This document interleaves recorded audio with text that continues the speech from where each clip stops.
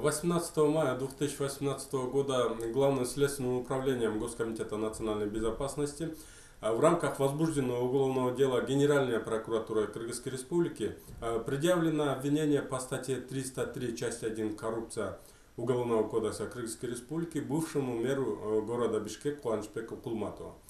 Было установлено, что в 2014 году Кубанычбек Кулматов, будучи мэром города Бишкек, незаконно использовал грантовые целевые средства на сумму $2 миллиона США, предоставленных в рамках реализации проекта модернизации ТЭЦ города Бишкек китайской компанией ТБЭ для строительства 2 новых школ в регионах.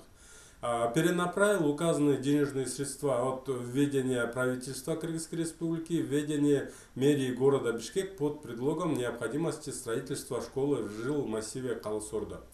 Так Кулматов, вступив в сговор и заключив без конкурсного отбора договор с руководителем ОСО Альто Групп, добился от китайской компании перечисления $1 миллиона США напрямую на счет указанной частной компании. Также из городского бюджета было выделено дополнительно свыше 100 миллионов сомов для завершения строительства школы Калысорда. В настоящее время один из руководителей частной компании подрядчика задержан и водворен в ВВС СИЗО ГКМБ Кыргызской Республики.